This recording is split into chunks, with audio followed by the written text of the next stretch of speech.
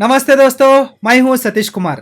दोस्तों, आज के इस वीडियो में मैं आपके साथ एक बहुत ही इम्पोर्टेंट साइकोलॉजिकल मैसेज को शेयर करने वाला हूं। दोस्तों, ये बहुत ही ज़रूरी सजेशन है, बहुत इम्पोर्टेंट मैसेज है। इसे ध्यान से देखिए और समझने की कोशिश कीजिए। दोस्तों, आजकल तो ऑनलाइन मार्केट में बहुत सारे मूर्ख मोटिवेशनल स्पीकर आ चुके हैं। उनको कुछ भी आता नहीं है, वो कुछ भी काम भी नहीं करते हैं, धंधा भी नहीं है उनको। उनका काम सिर्फ यही है कि यूट्यूब में आके लोगों को बकवास सजेशन देना, रियलिटी को समझे बिना हवा की बातें करना, हवा में उड़ना। बस उनका काम इतना ही है। उनको देख के, उनकी सजेशन को सुन के बहुत सारे युवा लोग बर्बाद हो रहे हैं। ऐसे ही सजेशंस में एक बहुत ही पॉपुलर सजेशन ये है कि अकेला रहना सीखो, अकेले रहो, बी अलोन। दोस्तों, अकेला रहना ठीक नहीं है। अकेला रहना उतना सही डिसीजन नहीं है।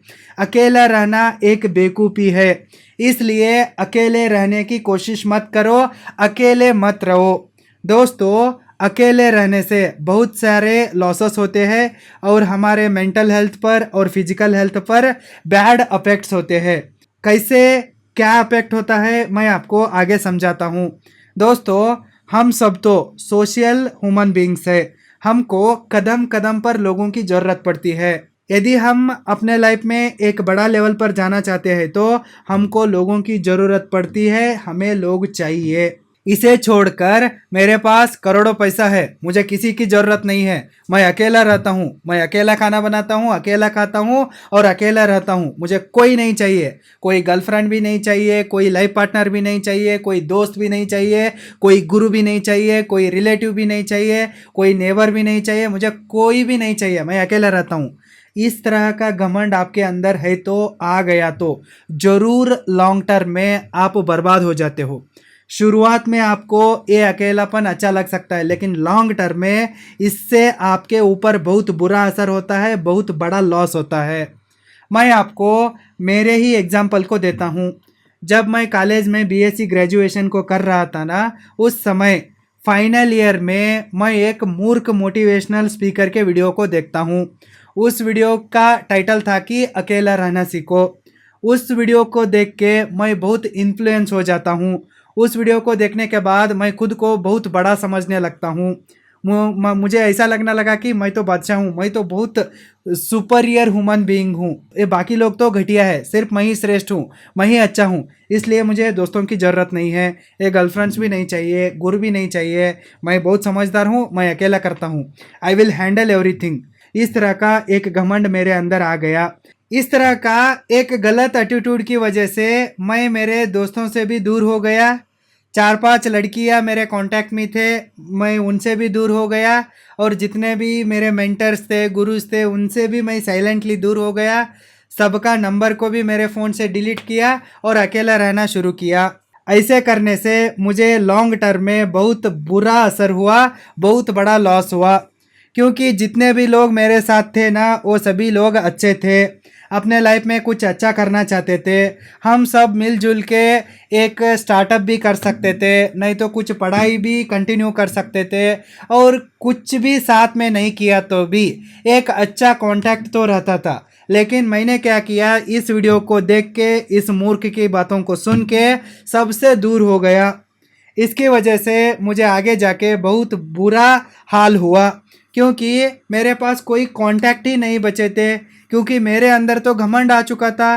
क्योंकि जितने भी ये मोटिवेशनल स्पीकर्स है और बड़े बड़े यूट्यूबर्स है ना, गुरुज है ना, ये सब लोगों को नार्सिस्टिक पर्सनालिटी डिसऑर्डर है। ये खुद को बहुत बड़ा समझते हैं, खुद को सुप्रीम समझते हैं। इनको देख के खुद को मैं भी ऐसे ही समझने लगा और सबको अंडर एस्टिमेट किया, सबसे दूर हो गया। इससे मेरा नेटवर्किंग एक अपॉर्चुनिटी था ना, वो बर्बाद हो गया। मतलब मेरे पास लोग ही नहीं थे, मेरे ज़िंदगी में लोग ही नहीं थे, कोई दोस्त भी नहीं, कोई टीचर भी नहीं, कोई गर्लफ्रेंड भी नहीं, कुछ नहीं, कोई रिलेटिव नहीं, फैमिली तो पहले से ही नहीं। इस तरह से मैं अकेला हो गया। फिर मुझे समझ में आया कि अकेला रहने के बाद सोसाइटी का वैल्यू क्या है, रिलेशनशिप्स का वैल्यू क्या है और लोगों का वैल्यू क्या है। हमें अपने जीवन में हर कदम पर लोगों की ज़रूरत पड़ती है। मुझे बुखार आया, डॉक्टर की ज़रूरत पड़ती है। मुझे कुछ शेयर करना है, मेरे मन में एक डाउट आया है, ये सही है क्या नहीं है, गाइडेंस लेने के लिए टीचर की ज़रूरत पड़ती है, कुछ दर्द है, कुछ पेन है, तो उसे शेयर करने के लिए एक खास आदमी चाहिए होता है। ये लोग नहीं है तो हमारे लाइफ में, हमारे कांटेक्ट में लोग ही नहीं है तो हम लोग सुसाइड करके मरते हैं, डिप्रेशन में चले जाते हैं। हमारे पास करोड़ है तो भी हम सड़क के कुत्तों की तरह मर जाते हैं। यही रियलिटी है दोस्तों। इसलिए अकेले रहना सही नहीं है। अकेले रहने से बहुत सारे बैड इफेक्ट्स होते हैं। वो ऐसे है। Side effect number 1, you will easily get addicted to bad habits. दोस्तों, जब आप अकेला रहते हो ना, आप आसानी से बैड हैबिट्स को अडिक्ट हो जाते हो। एग्जाम्पल के लिए, आप ड्रिंक करना शुरू कर देते हो, स्मोकिंग करना शुरू कर सकते हो, ड्रग्स लेना शुरू कर सकते हो, मास्टरबेशन, पोर्न एडिक्ट हो सकते हो, नहीं तो अनसेफ सेक्स के पीछे लग सकते हो, नहीं तो गैम्बलिंग के पीछे लग सकते हो। आप किसी ना किसी एक बैड हैबिट को इजीली एडिक्ट हो जाते हो, क्योंकि आप तो अकेले होते हो, आपको अकेलापन सताने लगता है, आपको अकेलेपन को भूलना होता है, नहीं तो काटना होता है।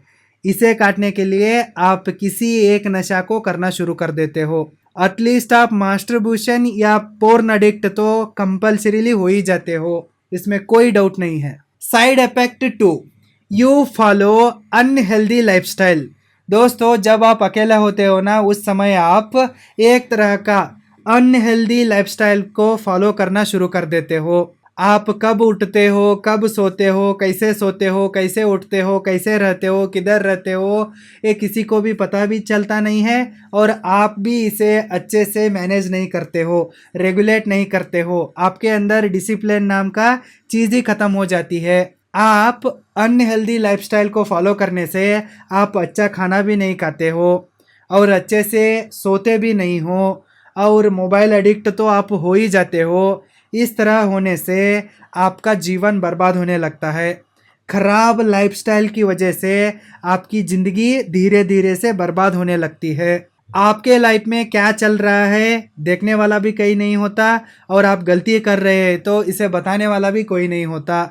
यदि आप घर में हैं तो आपका पेरेंट्स तो कुछ ना कुछ गाइड करते हैं, आप मैरिड है तो आपका पत्नी कुछ ना कुछ कहती है, आप सुबह जल्दी उठते हो, जल्दी सोते हो, और अच्छा खाना खाते हो, अच्छे काम करते हो। लेकिन आप अकेले ही किसी एक अपार्टमेंट में पड़े हैं तो उधर कौन आपको रेगुलेट करने वाला है, कुछ पूछने वाला है? आप तो दिन भर सोना, रात भर मोबाइल देखना, कुछ भी खाना, कुछ भी पीना, और अच्छे से नहाते भी नहीं हो। मैं मेरे बहुत सारे दोस्तों को देखा हूँ, ये हफ्ते तक नहाते भी नहीं है, ऐसे ही पड़े रहते हैं। इस तरह का एक अनहेल्दी लाइफस्टाइल आपका होता है। Side effect number 3, you fall into many mental disorders. दोस्तों, जब आप बहुत लंबे समय तक अकेले रहते हो ना, उस समय आप बहुत सारी मेंटल डिसऑर्डर्स का शिकार भी हो सकते हैं। फॉर एग्जांपल के लिए एंजाइटी का शिकार हो सकते हैं, डिप्रेशन का शिकार हो सकते हैं। इस तरह से बहुत सारे मेंटल डिसऑर्डर्स आपको आ सकते हैं। और इंसोमेनिया हो सकता है, मतलब रात में नींद नहीं आना, और दिन में पूरा आलस्य के साथ भरा रहना। इस तरह के बहुत सारे मेंटल और फिजिकल डिसऑर्डर्स का शिकार आप बन सकते हैं। इसकी वजह से आपका प्रोडक्टिविटी ख़त्म हो जाती है, कम नहीं ख़त्म ही हो जाती है। जब आप काम ही नहीं करते हैं तो आपका क्रिएटिविटी तो पहले ही ख़त्म हो चुका होता है, क्योंकि आप नशेड़ी बन चुके होते हो। आपका क्रिएटिविटी भी खत्म, प्रोडक्टिविटी खत्म, तो आप भी खत्म। इसकी वजह से आप दूसरे लोगों के साथ हमेशा चिड़चिड़ करते हो और हमेशा गुस्से में रहते हो, और आपका पर्सनालिटी तो बर्बाद होके पूरा नेगेटिविटी भर जाती है, और कोई भी आपको पसंद नहीं करता। दूसरों को छोड़िए, एक 6 महीने के बाद आप खुद को भी पसंद नहीं करते हैं। Side effect number 4, no real happiness. दोस्तों, जब आप अकेले होते हो ना, सच में इसे एक्सपीरियंस करके देखना, आपका लाइफ में रियल हैप्पीनेस नहीं रहता है। आपका चेहरे पर एक स्माइल भी नहीं रहता है, फ्रेशनेस भी नहीं रहता है। आप एक फेक हैप्पीनेस को लेकर घूमते हो, फेक स्माइल को लेके हर जगह घूमते हो, सिर्फ शो अप करते हो, खुश रहने की एक्टिंग करते हो, लेकिन असल में आप खुश नहीं रहते हो। आप यूट्यूब में, फेसबुक में, इंस्टाग्राम में कितने भी मोटिवेशनल गुरुज को और क्रिएटर्स को देख रहे हैं ना, असल में वो लोग कुछ नहीं है, उतना रिच भी नहीं है।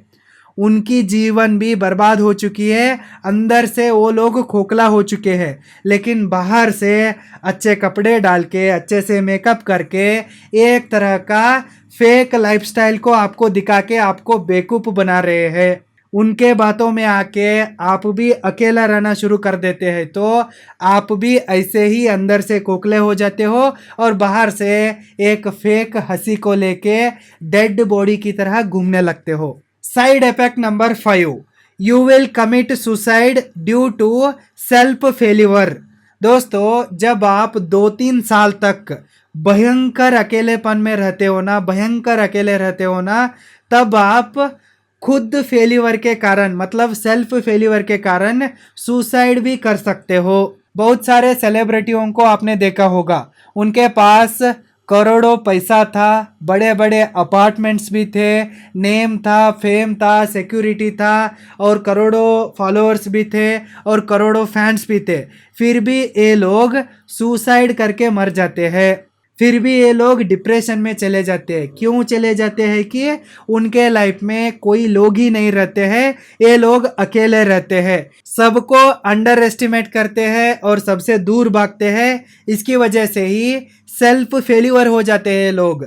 इन लोगों के पास सब कुछ है तो भी इनके पास हैप्पीनेस नहीं रहता है। इसकी वजह से ये लोग डिप्रेशन का दवाइयाँ खाते हैं और डिप्रेशन से बाहर नहीं आ पाते हैं और एक दिन सुसाइड करके अपने ज़िंदगी को ख़त्म कर देते हैं।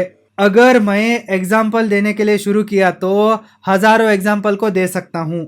बड़े बड़े बिजनेसमैन, बड़े बड़े सेलिब्रिटीज़, बड़े बड़े फिल्म स्टार्स, बड़े बड़े क्रिकेटर्स ऐसे ही डिप्रेशन में मरे हैं। इस तरह से जब आप अकेले हो जाते हो ना, इतने सारे बैड इफेक्ट्स आपके ऊपर होते हैं। शुरुआत में आपको अकेलापन अच्छा लग सकता है, लेकिन लॉन्ग टर्म में ये बहुत बुरा असर करता है। मैं आपको झुंड में रहने के लिए नहीं कर रहा हूँ दोस्तों। आपको जितने दोस्त सच्चे लगते हैं ना, उनके साथ रहो।